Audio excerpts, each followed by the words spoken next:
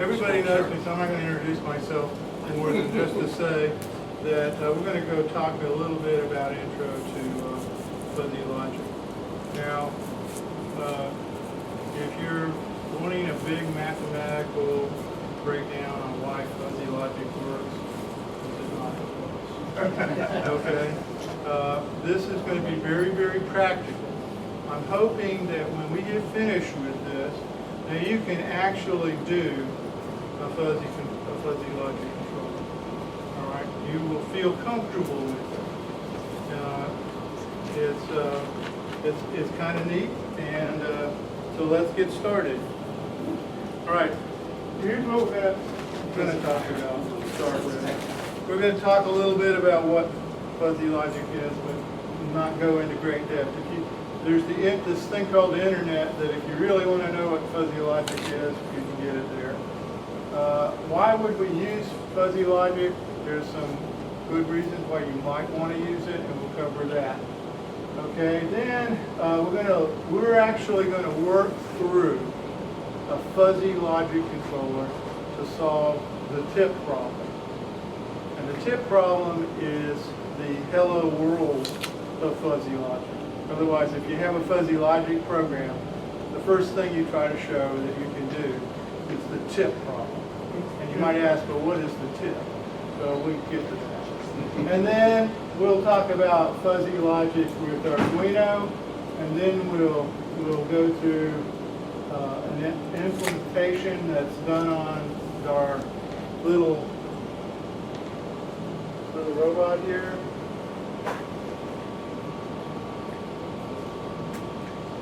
Oh, okay, I thought the wheel fell off. But anyway, after I've been ribbing John about his eyes falling out, if it would be really bad if the wheel fell off. So this, you can see I've got a sensor in the front. I'll mention a little bit about the sensor, but I don't have any slides on it. Okay. Now, the whole idea of fuzzy logic really goes with this group right here, this diagram. You have a crisp input. Now, what is a crisp input? A crisp input is a number, basically. And a good set of a crisp set would be if you took things that are even and odd. If you had numbers that were even and odd, and you put them into sets of odd and even, there would be no union. They're simply it's either even or it's odd. So a crisp is what we would normally think of as an input number, just an input.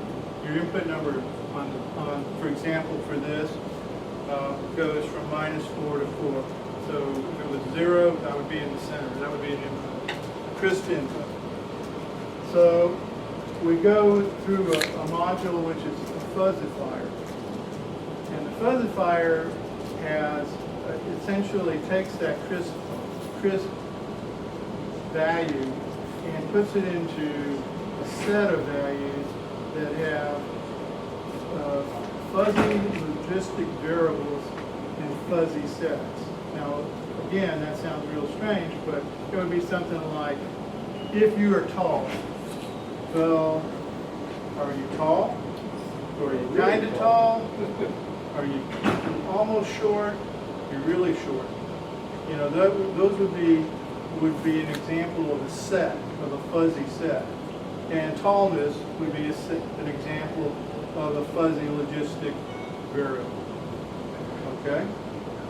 Now, then it goes into the inference machine and tests your fuzzy set against a set of rules.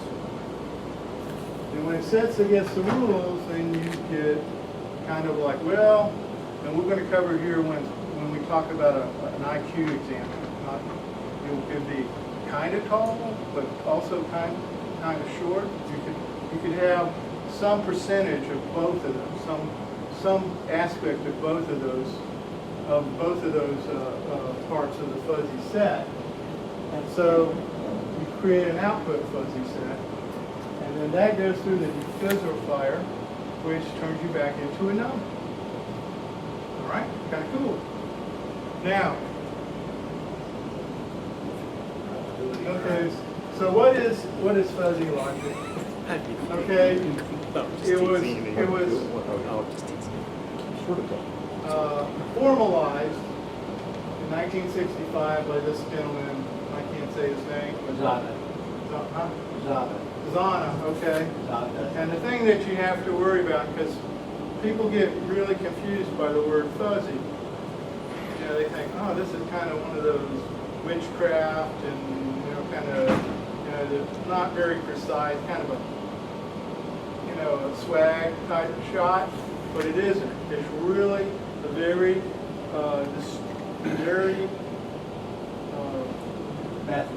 mathematical process, technique, and it gives you, it works. There's none of this, you know, it's just kind of a fuzzy weirdness. And the reason why we kind of think about that is because of the way we think. All right? And we'll talk about it here in a second. It's a method that resembles human reasoning. Or otherwise, I want you to read this recipe that's up here. Cut 2 slices of bread, medium thick. Turn the heat on the griddle on high. Grill the slices on one side until they're golden brown. Turn the slices over and add a generous helping of cheese. Replace and grill until the top is slightly brown. Remove, sprinkle on a small amount of black pepper and eat. How many of you think you could make that? Yeah. All of you could make that. But there's nothing specific. There's no ones and zeros in that, dude. There's no digital, you know, okay. And so, No 0.25 inches. you're right, exactly. So how do you, so this is a technique that thinks like us. And so in that way, it's very appealing. All right?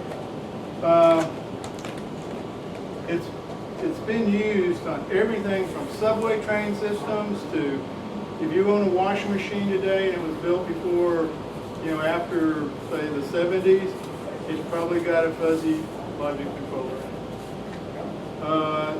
it. It's used, it's actually being used in a lot of vision sensing things for deep learning too. So I mean, it's a very powerful technique. Lots and lots of different things. Let's see, I wanted to send it. Maybe I'll get to it later. That's a great book, by the way. Huh? Where this came from, it's a good book. Oh yes, that book is Fantastic. I'm going to tell you a lot of this presentation is coming from this book, but I will tell you this is because this book is definitely worth the money, and you can get it sometimes on Amazon in the used section, but in good condition. I mean, or great condition. So I think that's the way I bought it maybe a couple of years ago. And it talks about a lot of different AI techniques. And by the way, fuzzy logic is an AI technique. All right? Now, so why would we use fuzzy logic? Okay, yeah, one, for simplicity and flexibility. It can handle problems that are imprecise and incomplete. And I think this next one is a really big one. It can handle nonlinear data. All right? So it can, that's really something to think that can be really powerful. When you go through the process, there's a lot of fuzzy logic simulators that are available. There's even an open source one. And so you can, and when we get to Arduino, you can kind of do your own simulation once you have a problem. All right? Now, cheaper to develop, covers a wide range of operating conditions. It uses natural language terms, and often you can make an adjustment without having to really redo the whole thing. You know, some techniques, like an expert system, if you add a new rule, everything in your decision trees gets mucked up and you have to start all over. You have to do some major rewriting. And this one is rewriting changes can be really simple. All right. So now we're going to get to it. We're actually going to go through this problem. All right. The problem, how much to tip in a restaurant. All right? We're going to define some fuzzy linguistic variables, which we'll now call FLVs. And those inputs, they're going to be service, and we're going to have 3 layers: poor, good, and excellent; food quality, and it's going to be rancid and delicious. And we're going to have an output, and it's going to be tip, and it's cheap, average, and generous. Now, the actual FLVs, or the linguistic variables, are service, food quality, and tip. All right. The fuzzy sets that are associated with those linguistic variables are poor, good, excellent, rancid, delicious, cheap, average, and generous. Okay, so there's 2 terms we're going to have here. You have the FLVs and the fuzzy sets. All right, so now we're going to digress. Now that we've kind of explained our problem, we're going to digress. Because when you're making this thing, after you've got your FLVs and your fuzzy input sets, then you have to come up with a membership function. So we're going to talk a little bit about membership functions before we go back to our problem. So here's an example of a membership function for IQ. You can see average goes from 80 to 120, and below average goes from 60 to 100, and clever goes between 100 and 140. In our example here, Jack, he has an IQ of 115. Now, if you look at this, you would see that he falls in the normal range. So, if he was, would you think Jack is, say, the same as somebody who's 85 intelligent? No. Because he's more towards the cleverish side. All right? So we can actually say, in a sense, that he's about 25% normal and 75% clever. Okay? And this graph is called the membership function. And what it does is it maps your fuzzy set into your input range. Okay? And the shapes that you put on a membership function, these are the most common. The most common are the first 4: triangular, trapezoidal, right shoulder, and left shoulder. Okay? You know, if you're trying to eke out a little bit more information or to get your paper published from your journal that you're trying to support, then you might be using these S-curves and singletons. Singletons could actually be useful in special cases. But these first 4 are the types of shapes that you're going to put generally onto your membership function. What are the no-nos? Huh? No-nos. Huh? No-nos. Between right shoulder and left shoulder. Oh, that was me spelling no-nos and forgetting to delete it. Because we're going to talk about no-nos too. Okay? All right? At least one guy here still awake. All right, so we had Jack has an IQ of 125. We show that he's 75% on the clever and 25% on the average. And we're going to talk about 2 operators, because when you make rules, you frequently use and or. Okay? So this is what and, you could also use not, but and or are the most common. So you've got to kind of understand what an and an or does. So in an and, it's going to be the intersection of the two, the union of the two. And you can see that it's equivalent to picking the minimum of the two values. All right? So like, remember over here we had 75 and 25. So there's two possible values that we can do. If we use an and, it'll be the smaller of the two. So we're more like an intersection, right? Okay, maybe it's an intersection. Just and you- or okay. with the add, Yeah, okay. the union. I think I was going to say intersection, but then at the last minute I didn't have the confidence. Anyway, the or statement forms basically what you see here in the red outline, and it will be the higher of the two. The real takeaway, the higher of the two values. All right? So the thing that you really want to know here is that when you are in two sets, if your rule uses an and, you're going to be picking the smaller of the two values. If your rule uses an or, you're picking the higher of the two values. That's the takeaway. Now when we talk about rules, you'll see this. Okay, but I just want that's another part of this membership function stuff that you kind of have to know.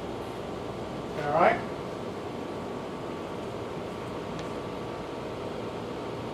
Okay. This are the no-nos. All right, when you're building your membership function, you want any vertical line that you draw.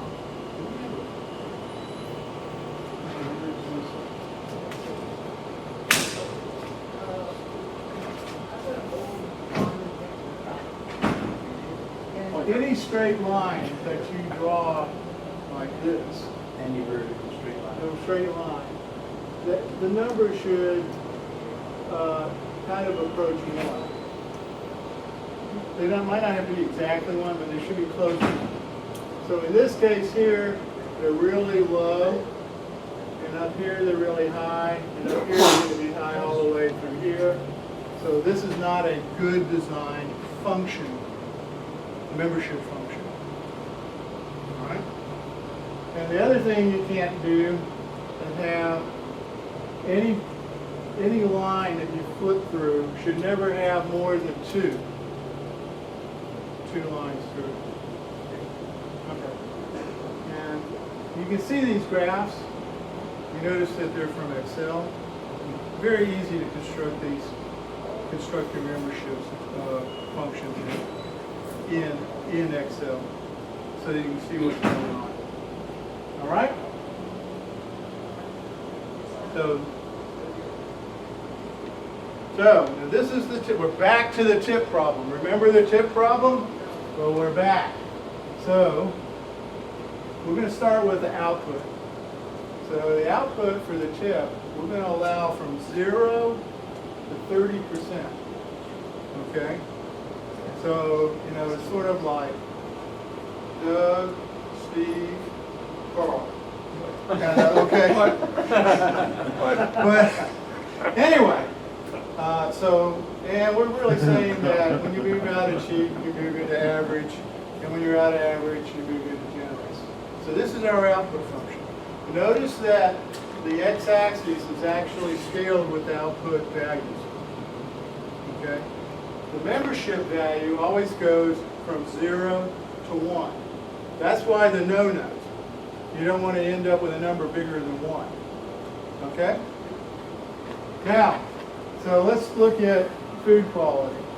So we're going to say that now this is done in ratings. We often go to a restaurant, we rate 1 to 10. Okay, so that's what this is. It's rating from 1 to 10. So if we rated it a 5, we would be saying, it's not really delicious, and it's not really rancid. All right, and you can see that's kind of like right there in the middle. All right, if it's rancid, if you get below 2.5, it's bad. All right, if it's above 7.5, it's really good. So this curve kind of intrinsically makes sense, doesn't it? Is everybody following this? Mike? No, but I'm Okay, you're still I'm a awake. sponge. Okay, so We'll now, touch on this. now in the service rating, all right, we're going to have 3 layers: poor, good, and excellent. And here we're going to, so the black is poor, the green is good. You can see there's overlap there. And then red is excellent. Now, I notice in your, those two, they sum to 1 at any point, whereas in the output membership They function. don't necessarily. So your input ones typically sum to 1, or do they? Even, you would, some people would argue that this one should be done with some overlap to make them 1. Okay, but this works, and, okay, so now, so it doesn't always have to be 1. I think you really don't want it above 1. Right. You know, so, that's, has everybody got this kind of in mind? We'll see it again here in a minute. Any particular reason we didn't have the tips overlapping? That's the beauty. Doesn't matter. Bottom line. Well, I doesn't mean, matter. what it means is that if you didn't like the results that this gave, you could modify this function and change the results. Okay? So, but it has to make sense to you. I mean, you don't want excellent all the way down to 0. You know what I mean? That wouldn't make sense. Doug, does this mean, just maybe this is jumping too far ahead, but does this mean the way that's drawn, membership function for tip, that the chance of actually somebody getting a 10 or 20% tip is really low? No. Doesn't mean that. No. Okay. Because remember, this is going to be driven really by the inputs. Okay. Okay. Now, so, all right, we're going to have 3 rules here. And there's, each rule has an antecedent and whatever this is. It'll come to me later. Oh, consequence. Okay, so antecedents and a consequence. So I have the antecedents in orange up here, and the consequences in purple. And what do you think consequences do? The results, right? And so it's really what we're doing here is we're taking inputs and joining them together and then saying, well, if you have these inputs, you got this output. All right? Now, we didn't say what level this is going to be, but this is what we're saying right now. These are the rules. So the 3 rules are, if service is poor and the food is rancid, the tip is cheap. Everybody agree with that rule? Okay. If the service is good, then the tip is average. Okay. If the service is excellent or the food is delicious, then the tip is generous. Okay? All right? Okay. I would say and. That would be the end for me. Although we'll have cancellations at times between 1 and 3 if you get poor service, but that food is excellent. Hmm? Well, I just got done going to a restaurant just recently. The food was excellent, but the service was stunk. Yeah, and in my mind, that might be something that if I were making the rule sets, I might do a little different because, this is meant to be simple. Oh, yeah, yeah. Okay. Now, you know, for example, if I actually would probably rate food quality over service. Otherwise, if the food is good, I'll put up with crappier service than I would with excellent service and crappy food. The sad thing is though the tip is generally used to reward the server, and the cook doesn't see any of it. Right. Yeah, but when we tip, we tend to tip thinking that he does. Yeah. Okay. Not me. I was a waiter Okay. for many years, so Put it I down would in this disagree. pile. Okay. On the food. I'm on Or- the service only. Or if your If the daughter food's bad, I is don't- serving in a restaurant you don't like, that's just another variable. But Okay. it would ruin the problem to tip on this, sir. No, wait, let me go back. Yes. Okay, now, Simplify it, then we can all go home. All right. The next step, for each rule, we're going to calculate the degree of membership of the input data. And then next we're going to calculate the rule's inferred conclusion using the Document object model. Degree of magnitude. degree of membership. Membership. Degree of membership, okay, of the input data. All right, now, so then we're going to combine all of those inferred conclusions into a single conclusion in a fuzzy set. All right, it'll be the output fuzzy set. All right, we're going to do that later. Don't worry too much about that. And then finally, we're going to defuzz it. But now I'm going to give you the food quality is rated 4, and the service was rated 6. All right. Now, Ray, what would you do?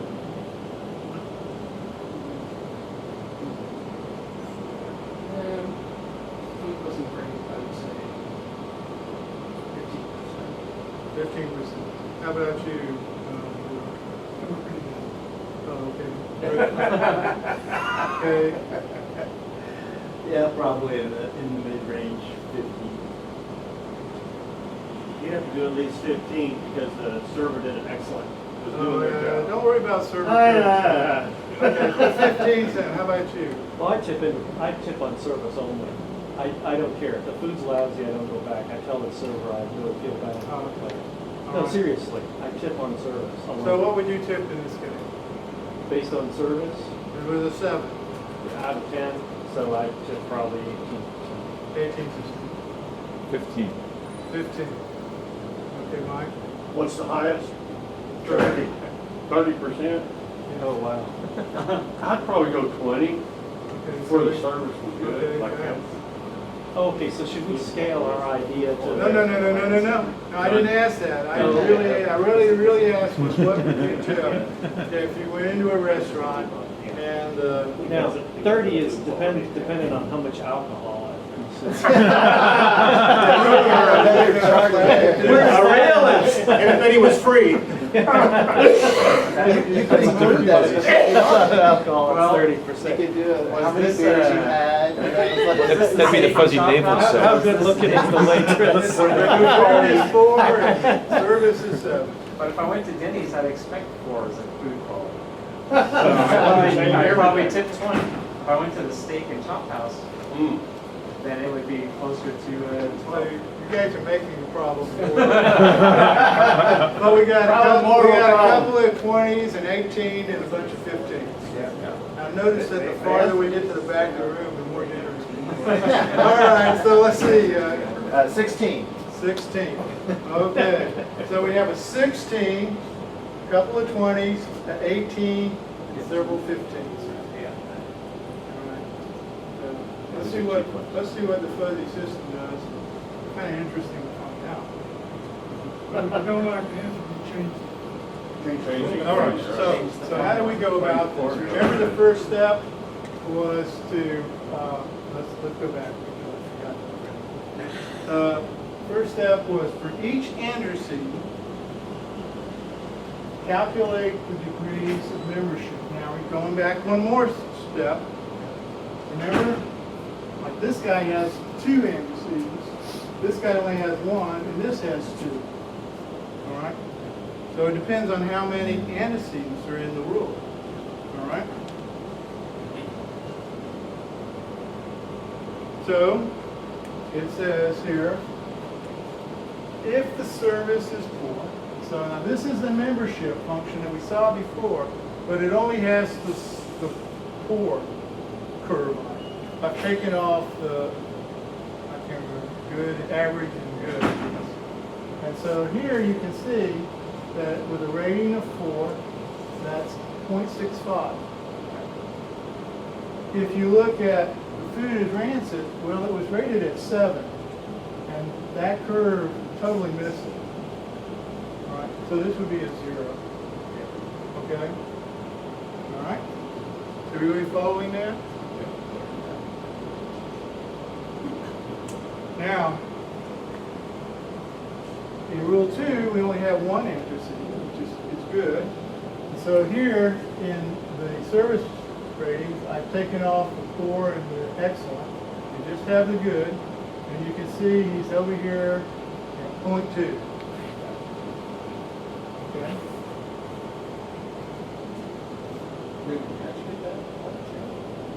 Oh, so he's Right off the curve. So right off the curve. It was a 7. Oh, okay. Oh, it was a 7.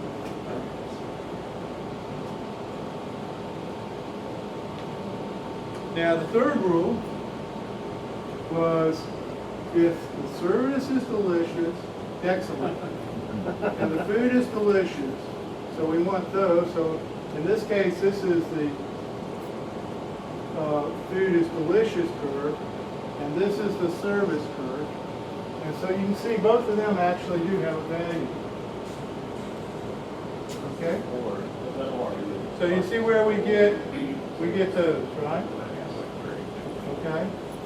So now, if we take a look, if we kind of summarize that,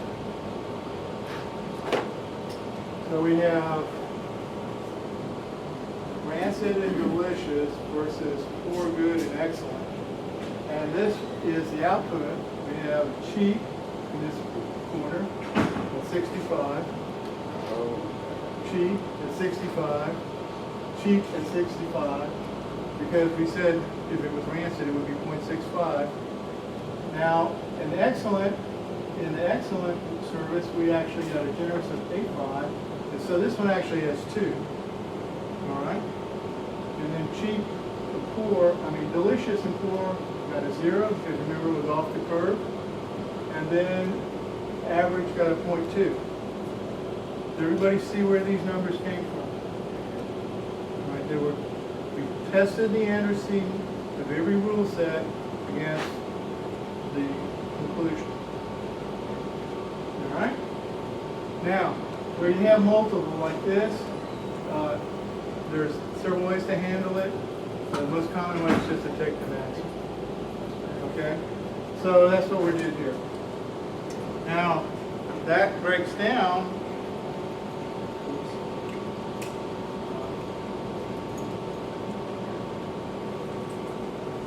to this table right over here.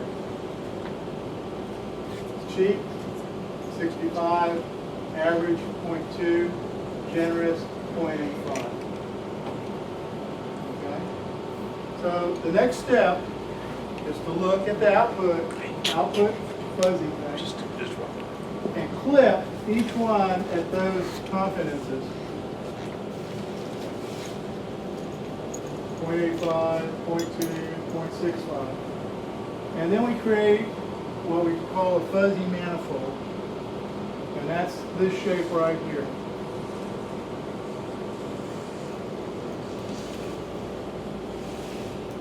Okay.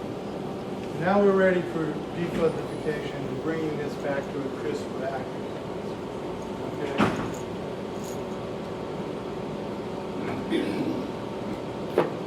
Did everybody see how that was done? Okay. Now,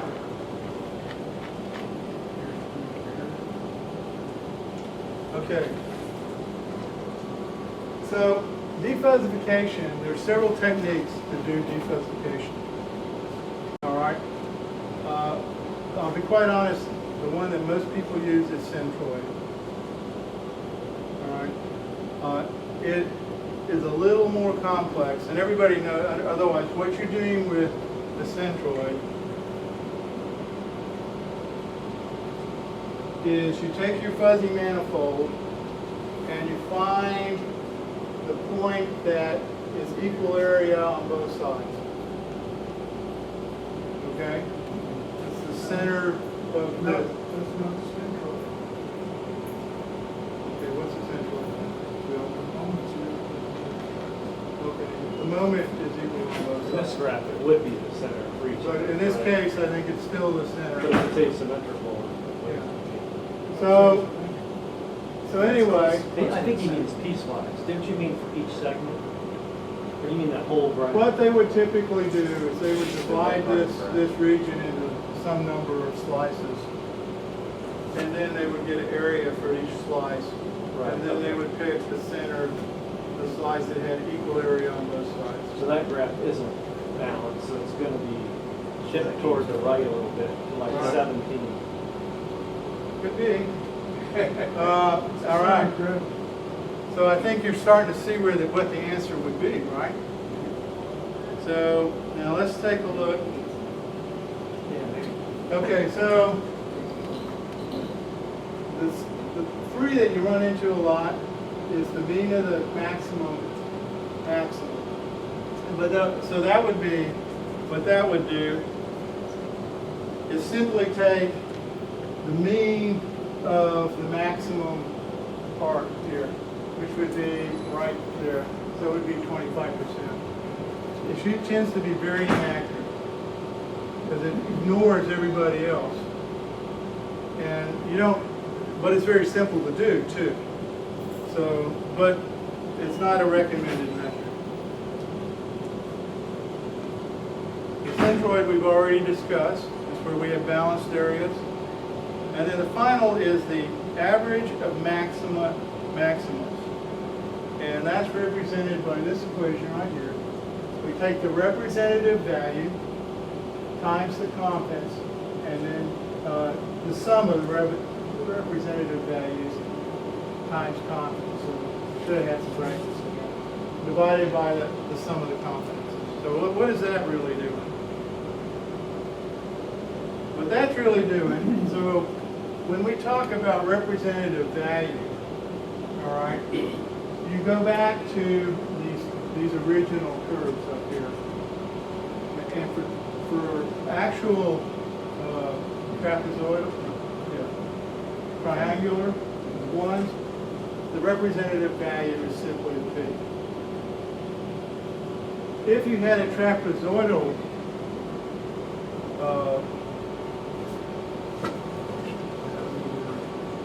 member of your fuzzy sac, then it would be, so let's just pretend this trapezoid right here isn't part of the manifold, but it's just a trapezoid. All right, it would be the value between here, you take the average of these two values. Okay? Now, the same thing with a bounding box. You would take the average. So if you make the bounding, this can influence it wrongly. For example, if you have a right bound,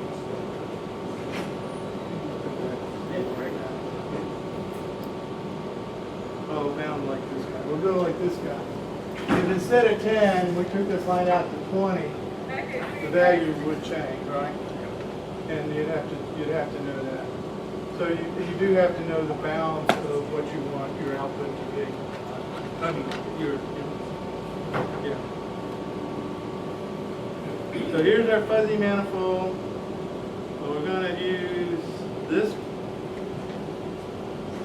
simple equation. So if you do that for the cheap, you know, it went from 0 to 10, and it's a triangle. So 5. Average went from 0.25. This one went from 20 to 30, so this one would have to be 20 to 10. Okay, so 20 to 10, halfway between that is 15. Half between 20 and 30 is 25. Okay. So those are the representative values. This is the confidence. We multiply them and sum them up and divide them by the sum of the confidences. All right.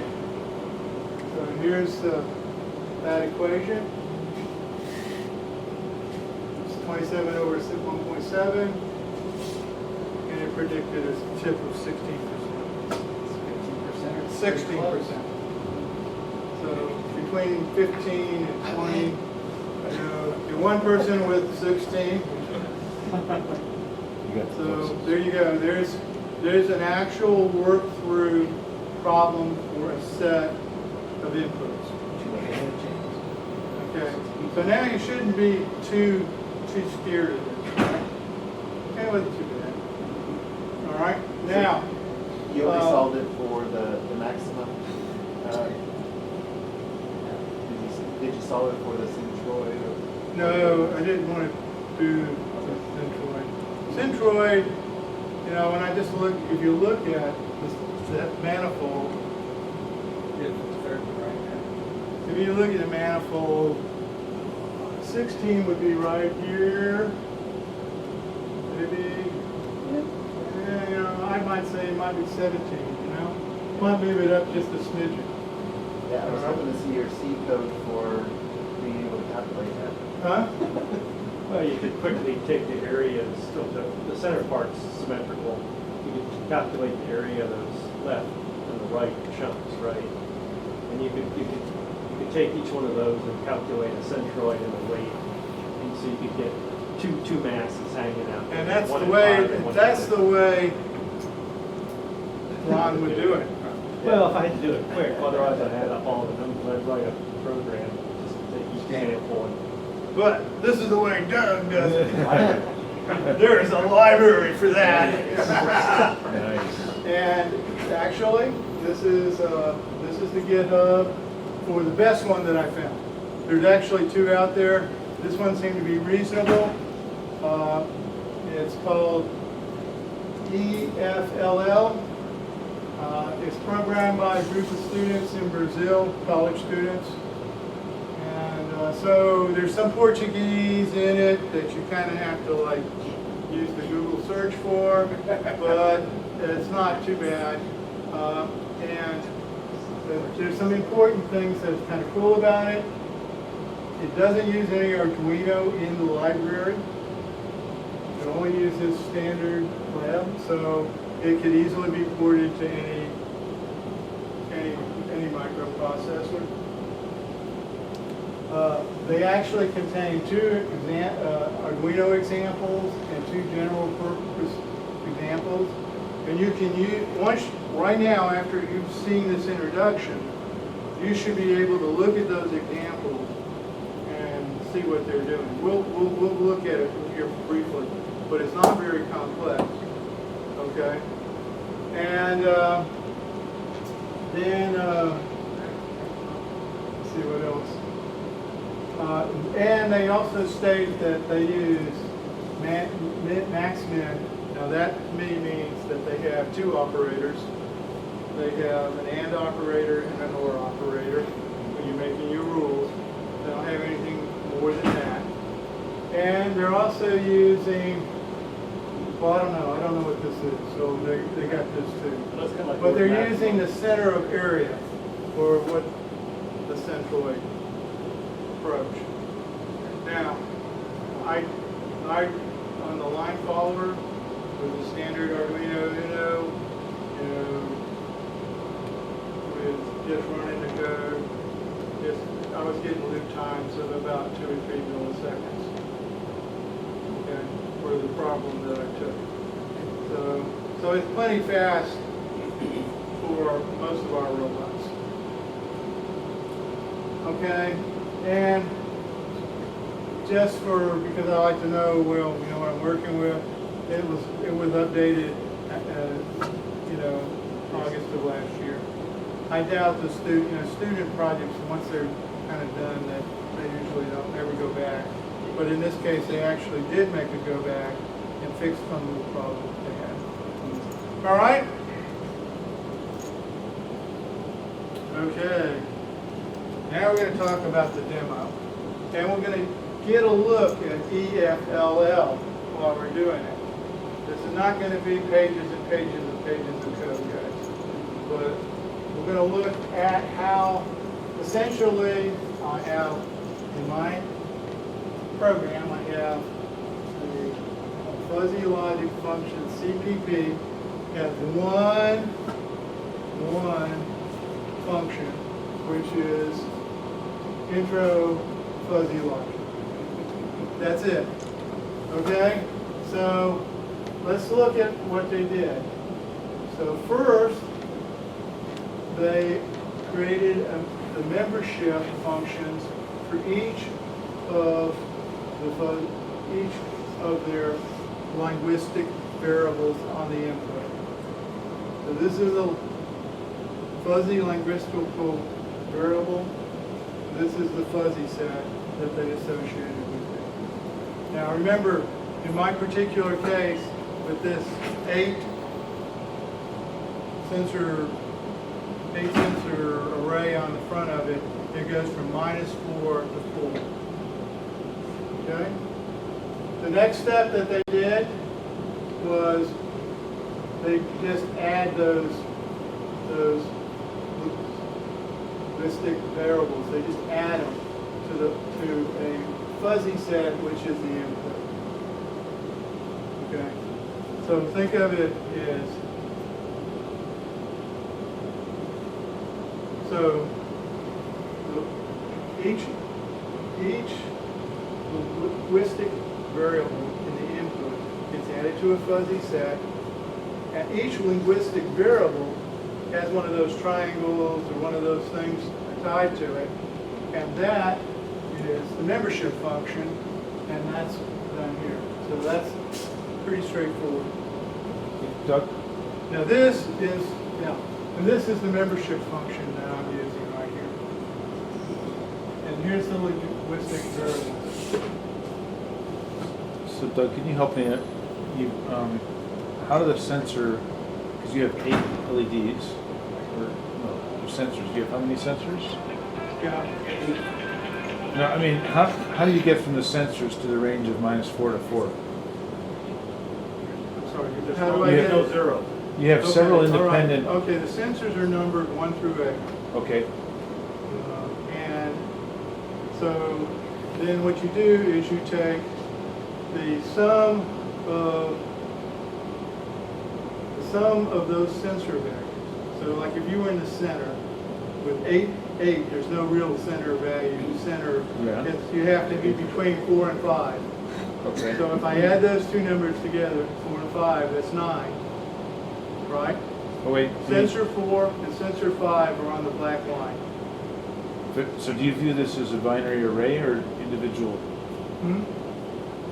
I mean, what's the representation of the array of, There's 8 sensors. yeah, Each sensor has a number, 0, 1. and they're either on or off. on or off, all right. All right? If they're on, in this case, that means they're on the black line. Yeah, They get added together. so number And you 4 and divide number it by 5. the count that are on the black line. So if I was exactly in the center, sensor 4 and 5 would be on. That would be 9. Yeah, I have a count of on of 2. So that would divide 9 divided by 2 is 4.5. So then what I do is I take and offset the number by -4.5. So the center is now 0. okay, Okay. So that's just how, that's Okay. that's, okay, okay? thanks. All right, so in the membership, so like the far left, it goes anywhere from -4, and then it has a break at -3, and disappears at -2. Mid right goes from -3 to 0 with a peak at 1.5, and then center is from 1.5 -1.5 to 1.5 with a peak at 0, and then the other side is reflected.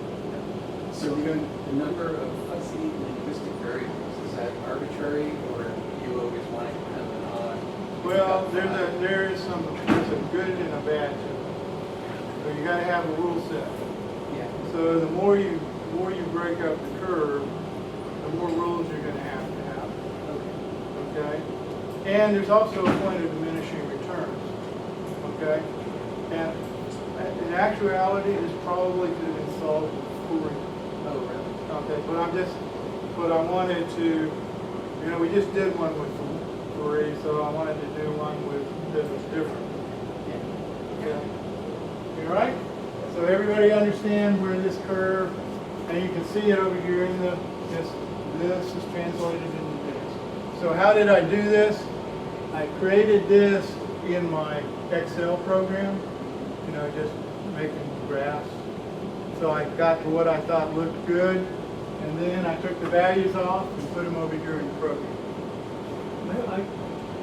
The first bit of discussion was interesting, and I pursue that, but this is making me, I guess it's just not the approach I've used, and I'm just wondering if so this is your decision to follow this line of thought, to follow the Fuzzy Logic line of thought, and apply that to a line following robot? Yes. that's Okay, right. because I guess I come from the school of Yeah, you of know, if I were looking at doing this, weights if I'm or serious I'd about find the centroid of the line and just calculate it and be done, and know where it is with respect to my robot. well, you know, I'd And come probably, up with some transfer function with or something. 8 sensors, I'd probably use a bit. I mean, that's the way I've done it in the past, that's the way I probably would do it. But this is, not Well, talking about. I'd know the spatial arrangement of those sensors and whether they have a hit or not, and I've come up with a number that would tell me, you know, where the line is or such. I don't know, maybe I'm missing something. Carry on, I just think. Thank you, Ron. I don't know. You're I appreciate backing it. it into No, a different no, I don't domain. No, You're in backing it actuality, into a no, I know different what you're trying to domain. say. Yeah, And you see this in the last problem, we started with the output first. And then we decided what the 3 levels of the tip would be. Okay, you remember, that's how we did it. And generally, that's the way I did it. I should have, it just so happens that in EFLL, you have to put the input in first. If you're actually doing this, it's probably best to start looking at from the output first. How do you think it should go, you know? And then look at your input. Now, you graphed your graph slightly off of what your numbers are on the left. Well, okay. So this doesn't matter, I mean, does it really, bottom line, does it matter? Or does it just, How far off am I? oh, it's just the yellow one for center. We've got 1.75, and you put it to 1.5. Okay, yeah, Maybe it doesn't should have been matter. 1.5, and the chances are it really is 1.5 in the program. I remember when I was developing these slides, I had some code. I fixed some things, I might not have fixed them. Yeah, you should look at the graph, and the code should be matching the graph. Okay. I'm sorry, but I guess I don't understand how you got this graph. Go back to the previous slide. Okay. There is one catch, and I think this is something that I do need to The first mention. line Yeah. basically Okay, says. remember, set far okay, with the program, everything is a trapezoid. Everything has 4 points. I want to know how the numbers in that line of code respond to what Okay, you so let's take the black one. The black one is way right. All right? And remember, you can say, well, it's only got 3 points. But actually, it's got 4 points. It's got a point here at 0. It goes up to this point. Then it goes to this point. And then it goes down to this point. So that would be -4, -4, -3, -2. And that's where somebody said I got it wrong. And I think this is an old copy of the program. It's the problem of me not updating the slide right. So there wouldn't be 3 points? So you're saying No, it would be... there's no 3 points, because the way all these programs work, they work with 4 points. Okay, so I'm just saying, it's very hard to get 2 points straight up and down on the graph. So, but it would be from here to here to here to here. Okay, so you're saying instead of being a -2, it should be a -1 on the hand? Yeah. Yeah. Now, if I wanted to make this 2.5 and this 2.5, or the green one, I mean 1.5, half, I could have decided to do that. Okay. How does the program know whether score, is it 1 or 2? I think it assumes that the first value is 0, the next value is 1, the next value is 1, and the next value is 0. Yeah, but that's not the way the first black curve. No, the first black curve, I couldn't do that on my That's graph. it, I should have just, So how do you do I knew this was gonna come up, but I wanted to point it out specifically. Otherwise, often these graphs are drawn like this, without that first point being in the corner. They're just drawn that way. but it All should right, be. but for the ease of computer programming, every membership consists of 4 points. The trapezoid. Yeah. But on the green line, how do you get your fourth point? Do you Okay, do in 2 on that the left or case, 2 on the okay, right? so here you can look at the green line. You can see that the 2 middle values are the same, Okay. So it's and just- that's how you get the point. Perfect. Okay? So 4 points make a 3-point triangle, as well as a 4-point trapezoid. Exactly. It's all 4 Or- points. Or a left bound or a right You just bound. kind of choose which one you Let's want stick to with the use. fuzzy navel problem. That generalizes it, that's good, that's Yeah. smart. Yeah, that's good. And it keeps All right. it linear. And Okay, now, but I'm glad you guys pointed it out, I'll fix that in my deck. Now, if we look at the output, this is how I put the output. It has 5 linguistic variables: hard right, moderate right, straight ahead, moderate left, hard left. And this is how I laid them out. Now let's see if I got this one right. Minus 60, minus 60, 50, 25. Well, hey, one got one. It looks like 50, 25, 25, 0, 2. All right. Let's see, 25, 0, 0, 25. I think I got this one right. Okay. All right, so this is the slide you want to see. Okay, now, yeah. So, but over here, let's see what they did. So this is now we're talking about the output. First they create an output, and that in our case it's motor speed direction. Then they create the linguistic variables and add a membership curve to each one of them. Very similar to the inputs. In fact, they use the same functions. The only difference is that you add the fuzzy output, and guess what on the previous slide was, add the fuzzy input. All right? So that's all you have to do. Brothers are put in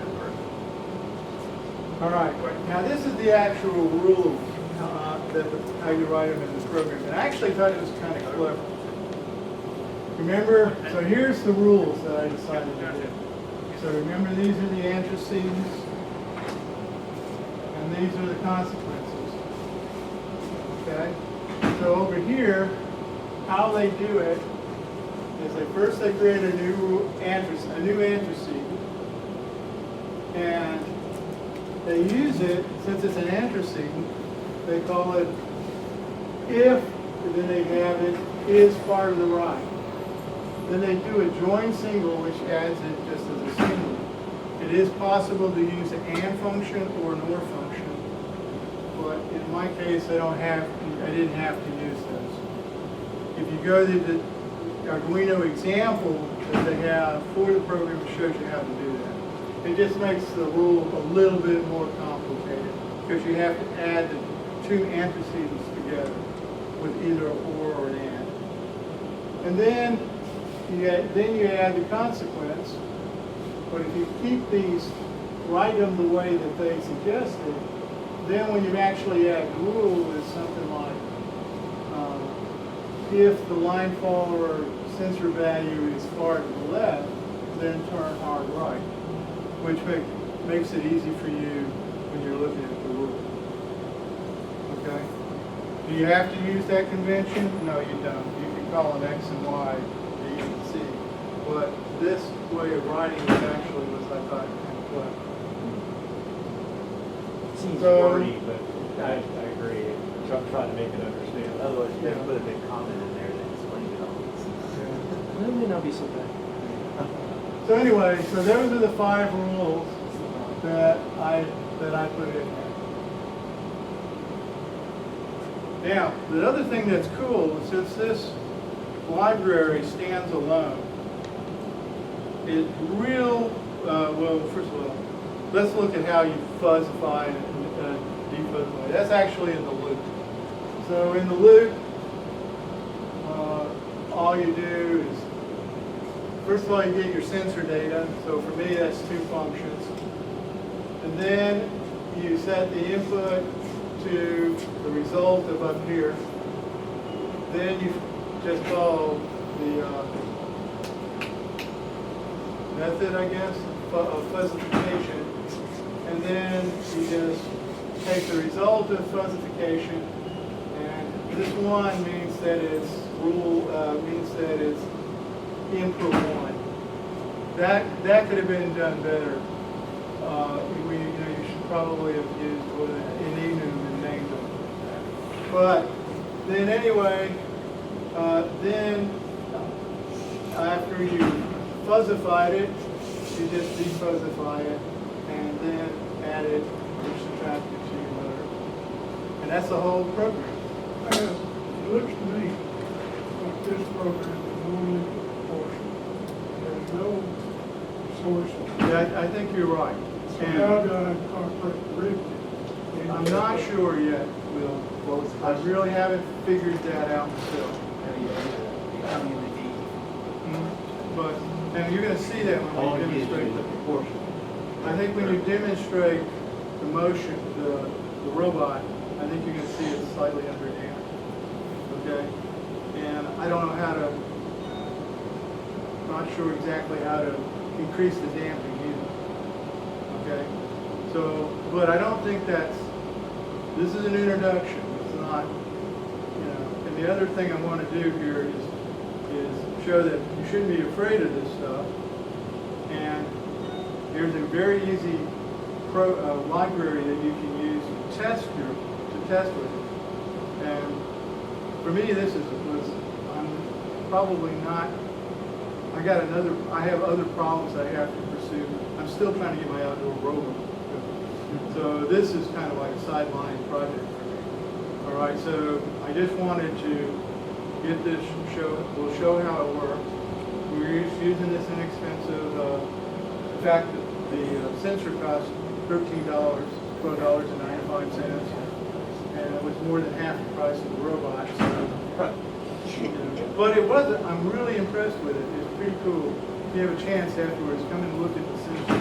It's a neat thing. Is that blue? No, it is. This is the first time I've not used a non-Polu or non-homemade sensor. It has a STM32, not an STM F32. Not an SM8. I'm sorry. I think it's an 8. So, and all it's doing is using the analog inputs. It's just using the analog inputs and just reporting it to I2C. So it's an I2C. It's an I2C sensor. So that means instead of a gazillion wires going back to your processor, you only got 4. So it helps the wiring problem. And the sensors are a type of sensor that you can buy very cheaply. I think I bought 50 for $2 or $3. They're very inexpensive. So I'm not saying I'd make them, but I'm just saying they're surprisingly good. See how high the sensors are setting up above the table? They're not, I would have thought that there would be a lot of problems with that, but it was fun. Are you saying that board reports an analog value for each sensor? Yes. So then your threshold. Yes, in my case, I am. That could be fit into Fuzzy Logic. That counts. Good values. That analog value would be your your membership value, each one of those sensors Well, I mean, like a fractional, in other words, you ought to be able to tell. would be a Yeah, but member. And then you can have, depending on analog value, its degree of so underneath of blackness underneath the Right. Yeah. You'd have to calibrate it. What I found was that the sensor gave a very distinct black and white. I mean, one of them values around 240, and the other's around 100, and that's with several centimeters, a couple of centimeter underneath it. And I didn't have, it was just easy to threshold. Are there emitters on there going across as well? Are there infrared emitters for Yeah. each? Okay. It's like an emitter detector there. What's the total distance? Actually, I don't, did you say infrared? I think they're infrared, okay? I have to look at them, I don't know what the wave. Oh, okay, yeah, that's kind of irrelevant, as long as you can detect what you're emitting. Yeah. But isn't see it? Huh? See the light? No. No, The but infrared. yeah. But where it is, So, so, you said you bought 50 of those things? huh? You said you bought 50 of those things? Yeah, because I was originally gonna, to give some of them out with the robot. Oh. And, then I decided that I'd rather go with the modules, let's work. Did you move the price? No, that wasn't included, I bought those myself. But it's- Okay, let's see. All right, so we did that. The other thing, again, the point I was gonna make was that because the library is essentially independent of Arduino, it's very easy to use Arduino to simulate this. For example, all I would do is comment this set motors line out and have just a little loop underneath it that would go through each value. And that's essentially what I did here. This is really crappy code, so but I just kind of get the idea. All I did was I started at -4, I added 0.5 to it, and on the way through I figured out the fuzzy and defuzzy values and printed out the results and put it in Excel. And this is the actual transfer function that you get for this particular setup. Very easy to do. Now, like I say, Will's brought up some good points, and that is, when you do with PID controller, it's real easy to see. It may be hard to tune, but each of the components of what they should do is easy to understand. But on this one, I have some problems like how would you change the damping? How would you do stuff? Other questions? Variable measure the speed of the motor. It might be. What I'm just saying is, Or If Another you're rule. far off and the motor's not moving slow, then it says put ladder power.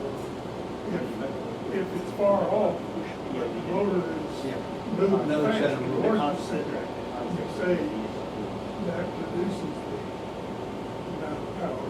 And so you have one factor, but you're gonna have to measure something with the velocity that you're approaching. You're gonna have to have that in the room. yeah, like I say, I'm learning too, guys. So, okay. So here, before we do the demo, yes. So why wouldn't you just, That inside wheel needs to stop. so I'm looking at this and thinking, well, what's interesting is that with some kind of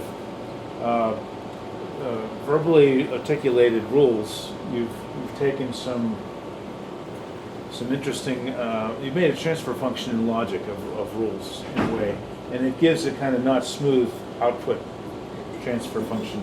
But it seems to me that you could actually run the output of the fuzzy logic through a PID to get some smoothing, and then if a smooth response is what you want, then you could do that, right? Well, actually, I don't think that with this transfer function, I wouldn't say it's non-smooth, okay? I think it transitions from point to point pretty smooth. Pretty smooth. Yeah. There's, I would say, you know, it would be real, I don't think it would be too hard to adjust the membership functions to change the slopes of these different portions and whatnot. But I don't want to overdream this, guys. Okay, so how well did it perform? well, wait a minute. We got to get to the last slide. I could hear parallel conversations. Doug, they wanted to say something, but I made them shut up. So who? Well, I had to shut these guys up because Carl was talking, like I tend to talk over. Okay. No, anyway, there's multiple conversations, so I told these guys, you know, hey, they had something to say. We put it out there and he didn't want to hear it. That's so- right. Well, You had your opportunity, yes. I didn't want to be the bad guy. No, I'm just curious. Why? Any other comments? No, we were just saying that you could put a set of rules in there that correspond to the derivative. You might be able to create a PID type of rules and put on top, such that you start pushing the corner based upon your previous information and where you want to be. Well, that's true. I hadn't thought about that, but let's take derivative term. You could use the previous value, and put a rule set on that. Well, That one to me is obvious. No, And then the other one, the integration rule, you could just, it would just be a straight, as it builds up, you would have more influence on it. That's actually a good idea. It's not bad. The real question would be, and the thing that I would really want to know is it any easier to tune than Right. PID? That's what I'm really wanting to do. But that's good information, good suggestion, you guys. Because I'm thinking that if I always wanted to know something about fuzzy logic. This presentation gave me a chance where I had to go sit down and actually do it, okay? But presentation's over. This is the last slide. So, you know, I can feel it. Can you feel it? It's already leaking out. Well, we'll see. I guess my thought is, let's see what the robot does. And you know, let's look at this robot. Lots of problems. The problems with this robot base is that you're trying to do a 6-inch turn. The wheels are about 8 inches, so it's going to be kind of funky when it goes around and turns. Okay, so that's a problem. The placement of how far you put this in front of your wheels also gets to be a concern, because if you only got a 6-wheel turn radius, I mean, if you're going straight, you can literally drive. So let's say your line is my finger. You can literally drive off the line, and start returning. So there's an issue that might have. But let's see what it does, okay? All right. So to do this, I have a set of tiles. And yes, guys, I am lowballing this dude in the sense that no, he's not going to quick twist. I'm only going to make him do 90-degree turns. And we'll see how he does. We may get more challenging if it Looks like. You get a grade.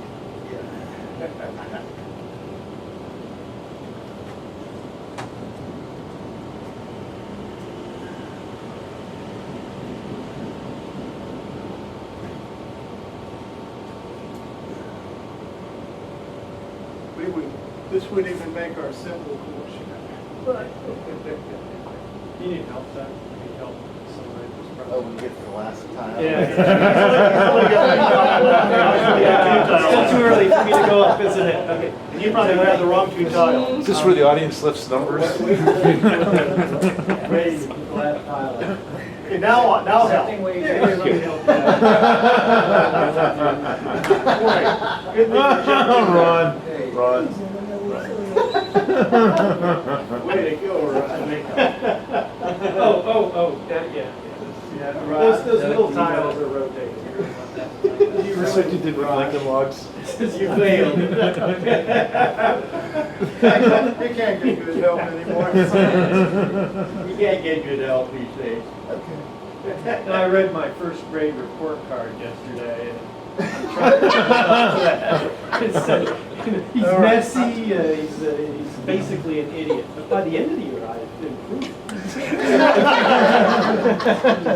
I don't know By the end of the year, by the end So of by the end of the year, you were a, And then the funny thing is, the next year it's the same thing over again. You know, he's messy, chicken scratch. You Oh, know, you can't, you come off of summer and it's just tough. Yeah, that's right. Starting to read the first grade. all right.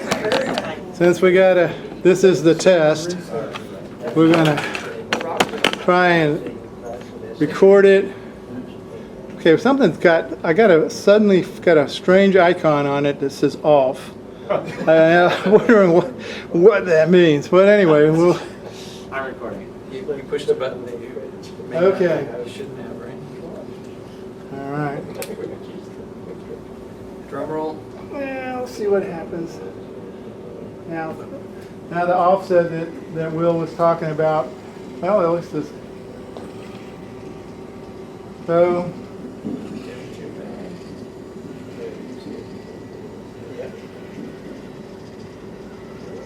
So, you can argue about a lot of things. Yeah. And, you know, like, it's wiggling too much. Yeah. Definitely It tracking hasn't the got a line. loop yet. I mean, a circle and it's up on the line. It's your Can't say it's It's not. not a stem. Well, I can tell you, putting the sensors ahead of the wheels introduces damping. Hmm? Putting the sensors ahead of the wheels introduces damping. Oh, it does? Yes, it does. So if you moved it back, it'd make it worse. Say what? Moving the sensors ahead of the wheels Yeah. introduces damping in the loop. Okay. If you move the sensor back under the wheels, you've got to put the dampening in the PID loop. So, what I So, should do is take my further little forward. slide and slide it as far as it'll go to the forward, is what you're That telling would me. that introduces other problems. But I built a robot with the sensor under the wheels and had to put dampening in it to be able to make it run. It had an interesting property. I just reversed the direction of the motor and it would crack either direction. Yeah, because it's in the middle, right? Yeah. Yeah. But anyway, Yeah. so, And how does this run? Did you ever put your standard line follow, just a simple line following in that and run that? yeah, well, no, not in this one. Okay. All right, but the simple line following with the 3 sensors,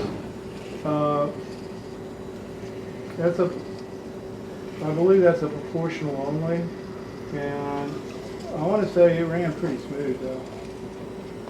Usually on a line following, a lot of times they use a proportional and a derivative, and with no integration. So anyway, we could crank up the speed. Sure. Let's go for it. In fact, it looks like the batteries are dying. That's the other problem you run with these things. All right. Okay. All right. The downside of this sensor, it pulls 160 milliamps. More than your motors. It gets hot, doesn't it? That's what I read. More than your motors. What I'm just saying is that's, because the way it does that is instead of, like in Pololu, they take 2 or 3 of the diodes and they put them in series to use up your 5 volts. Right. All right? In this one, each sensor Each emitter. is powered with its own current. So, Well, why? Yeah, it's all. So is it, does it have a, well, I don't know. I mean, that's weird. Why are they using so much power? Well, I guess, but there is 8, so 160 milliamps divided by 8. So that's 20 per well, it's sensor. So it's also like a regular there's, LED. there's also an on-LED. Well, that's not. Yeah, but I'm just saying, there is, Okay. so it's not 8, it's 9. You know? But, so they're running like a full brightness LED. It seems like overkill. Well, you do have Unless it works great in the you do sun. have ability to And then the photoreceptor adjust is gonna that. take some- Can you PWM it? Right. Can you PWM the LEDs?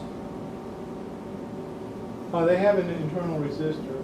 No, the problem is that essentially the circuit is you go through a pot, and then you have 8 wires. No, wait a minute, excuse me. No, the pot's for the brightness. Yeah, that's right. Yeah. So it goes through the brightness, and then it goes through 8 different wires in parallel. Yeah. That's the problem. Usually, how most places is you'd go through 2 or 3 diodes, Yeah. so that the same current would be passing through those 2 or 3 diodes, and then you don't have to have 8. 8 resistors. You'd only have maybe 3, Yeah. and that's what it is. Let's see if I can pull up this. Bottom line is you're just throwing current into a resistor, Hey, heating yeah, it that's up. nice. If that's reporting the data serially, then there's really no reason to have the one LED on at a time. I don't know how, since it's going through the microprocessor, I don't know if they can One at a kind time, right? well, like I say, that would be the analog read function, and I don't know how, I don't know the periphery. I don't know if they can do parallel analog reads. They might be able to. And if they could, then they would have to have them on all the time. What's the rep rate that they, Huh? what's the rep rate that they send out data? How many, I never checked it. But I want to say that I squared C, isn't that 400 minutes, what, 400 kilohertz? Isn't it? That's the So, bit rate, though, right? Roughly 10 Bit bits rate, per so- board, per Yeah, byte on the right. sensor board. Yes. So you figure 40 40. kilohertz maybe, Yeah.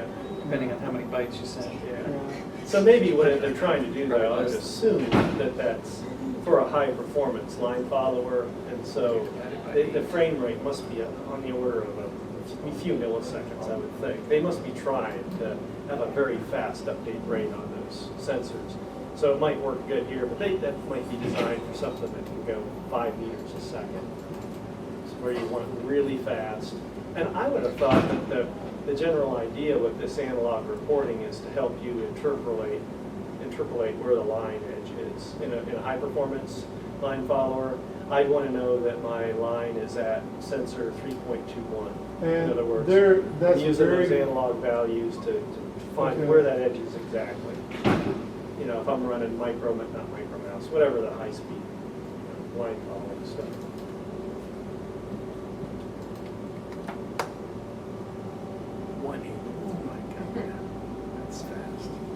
I guess on that, Ron, I would think the spacing between them is too big. But, you know, like I said, I just put it up here and it worked. So what I'm saying is I didn't adjust it like, if it was polo lube, I'd have it like skimming the surface Right. with shades around it. Right. And I might be able to cut the light way, way back with that, helping. But my thought was, if you cut, there's no separation between the sensors.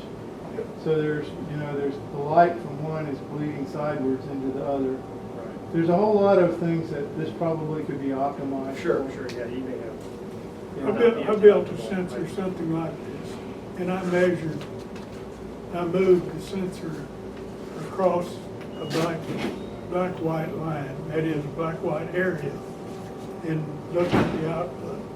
And it looked, when I was holding it, roughly the same height as that. You got a S-shaped curve, that is, it was started out over the black, it was essentially 0, and then it went to a maximum, and it looked like it was about 1/4 of an inch displacement to go from minimum to maximum when you were transitioning a black-white edge. In other words, not a line, but just a black edge. Yeah, white edge. I was concerned, one of the things that's different between this one and Pololu's is the sensors are spread further apart. There's like 3/8 of an inch between sensor centers, which were, that's a lot. It's a lot more than Pololu, because I looked at Pololu and looked at it, and I said, wow, Pololu is real short. tied together. Just, So, doesn't it require a different width of electrical tape on your thing? well, like I said, Accommodating, get the same. well, I think I was into line following more seriously, and so I I did this one, and I put the child under it, and I went this way, and I could see the black sensor move back and forth. Oh, that. Hey, what the heck, Where in actuality, if you're really tuning up the line sensor, you have to do some of what Will's talking about. And would it be easier, sorry, I might have not listened to Will, but certainly you could expose one sensor, and that would help you more easily define a light cone. If you thought you were getting interference from a neighboring sensor, can you figure out what your cone is and what your fall off is and all that? Or, whatever. I mean, that would be my thought to help simplify Or this if you have, fine enough granularity for your LEDs, turn each one on and off as you like, as you're making your measurements. Well, I have to admit, the next step for me in line following, if I really wanted to pursue line following, would either be using a camera like Ron is doing, or Will's doing the same thing, but he's using a linear array, where you literally, you got 640 Yeah. little things, thing across it. Yeah, so that you can go ahead and you can decide Mini. exactly where you are. The other way that's interested me in pursuing this is having two sensors, one in front of the other, so you have, when you read them, you have history. That helps with things like, if you think like a gap. Well, if I've got nothing in the front, but right behind it I've got something, I know I just hit a gap. All right, that really brings a lot of the more advanced line following features under your control with a fairly simple. I mean, you just buy two of these suckers and put one in front of the other. So, I mean, there's a lot of things you could do, and you got to build your robot to the course. I'm convinced of that. Otherwise, if you got if you're going to run 6-inch curves, you build your robot to run 6-inch curves. Let's see, this is went from 80 to 100, guys. But the batteries are 80. Batteries are at 12.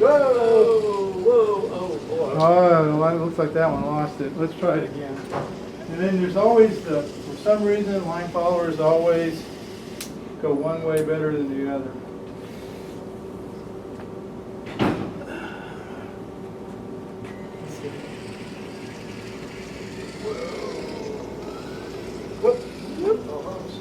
Back that way. Okay, it lost the white line.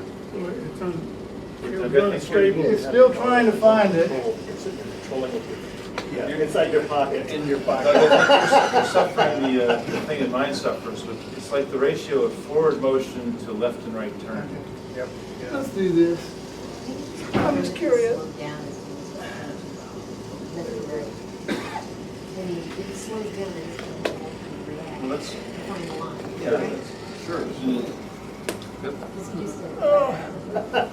Run away from it. As Run away. soon as. It's good. No, So no, because he he's doing the same thing that I did for a while, which is that he's making decisions in this move only based on what he sees now. Just make a He has no long, concept straight of the line. past.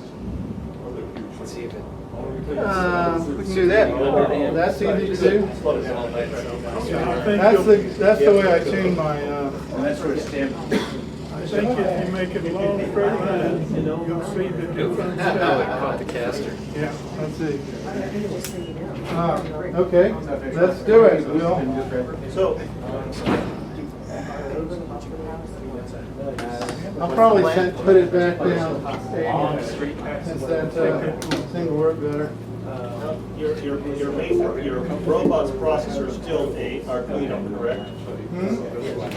Yes. But you're using FNL Studio now to. Always do, yes. Okay. I have a V Micro, Visual Micro add-on, and I love the editor in this. Well, the editor, yeah, significantly better. It's hard to get worse than Arduino. Yeah, so this, and I also write more in a C form. For example, Put that curve if so we it look turn- at, so it won't hit, if you come from here, it won't okay, hit. like let's here. Won't crash and burn. See, I have externs and prototypes. Yeah, you're writing real C code versus Arduino cheat. He wants to give him one turn so he doesn't go into the Yeah, wall. Arduino what it does is put all the files together, so you don't need those things. Okay. But if you use CPP, swap files, Arduino works fine with it. and So that gives it allows a you long to- runway to stabilize. Okay, let's see here, did I get it switched? Back to 80. Other functions. Okay, here we go. What did you do different? Put the speed I back just to. put the speed back to 80. Back, you turned it back down, Yeah. okay. Because that was obviously not going anywhere. Well, I wanted to show that it was, the higher setting was made it unstable. Oh, So- yeah, I don't think we'll have that problem. I think it'll be unstable. Or it So, was unstable. It did make it more Yeah, stable. is your correction a percentage of speed, or is your correction a constant, a relative constant? In other words, if you're running at 80, are you given the same value for correction as you're running at 100? So is 100 given the value 5, and 80 also gets the same value 5 for correction? See what I'm saying? You saw the transfer function? Yeah. So the value follows the transfer. So, yeah, so you don't have the speed into the equation providing a little bit stronger feedback. No, so like in this guy, when the batteries run down, it's slower and slower and Yeah, yeah. slower, because I'm not boosting the power. Yeah, I just set the voltage Yeah. and, Or changing the speed, like the center speed is constant, you just shift it left side, right Yeah. side. Yeah, makes sense. see, now that looks like that, but just a little bit can be damped, dried out. You know, Back to him. come on. Keep going. You know what I'm saying, Will? If you There's a ever- question, I'm just Well, I curious. think what Will is saying is that if you move the sensor further forward, it would be more stable. No, well, I was just gonna say that, show that the thing is unstable. No, I know that. You see, so here's just for fact, this is how I find out my PID timing constant. Because if you get a long enough line, and if you're gonna use, I forget what the tuning type is, one of the things you have to do is you have to put it at the point where it's oscillating up and down above the set point equally. Right. And so, how do you test that with a line follower? Well, Follow a you line. follow a line, and then you sit there, You crank the gain up until it oscillates Yeah. just a little. and so And you then you watch push the it back. oscillation, and if you watch it, you can see that it's pretty constant, and you can get the time constant from that for your tuning. Anyway, Nicely done. cool. That's it, guys.